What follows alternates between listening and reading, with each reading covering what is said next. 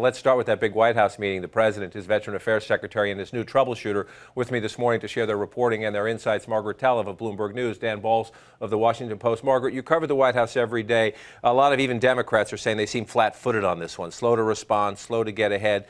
They added this meeting. We just learned about it this morning. The president's going to sit down with his Veterans Affairs Secretary, with his Deputy Chief of Staff, who he's now asked to troubleshoot here. What started as 1 or 2 hospitals that might have been cooking the books now could be as many as 24.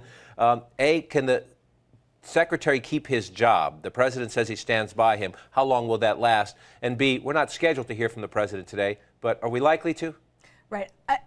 I hope that we do hear from the president today, and I think if it's not today, he can't wait much longer. But I think there is a good chance. What you're seeing now is a real, finally, acknowledgement by the White House. This is potential to be a runaway political crisis through the midterm elections, something that Democrats in individual key states are going to have to defend their party against. And this is Obama moving to take control of this. This is the day after the primaries.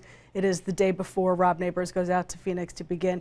On the question of how long Secretary Shinseki can remain in the job, I do think a lot of it depends on what happens in the next few days. I mean, I don't think that today is the end, because that's not Obama's style. This is a meeting to express some confidence and set the parameters for going forward. But as this continues, it becomes increasingly difficult, for him to remain at the helm. And the timing, Dan, complicates it in the sense that you're going to have every Democratic candidate out there in this election year asked, should the secretary stay or go?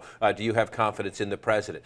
Can they at the White House wall the political pressure off and make this decision on the merits? Or it's just inevitable that the political year factors in? Yeah, it's inevitable, John. That doesn't mean that the president will fire the secretary. I mean, everything we know about the president is he remains loyal to people even when they're in deep trouble. We saw that at HHS, and I think we're likely to see some of that now. But this is one of these problems that touches so many people, and people feel so strongly about veterans issues that it's harder for him to resist some of that pressure. And we'll see if we hear from the president. I think it's likely. You had a meeting overnight with your Veterans Affairs Secretary. I think we're going to hear from the president probably during or after that meeting. We'll see how that plays out.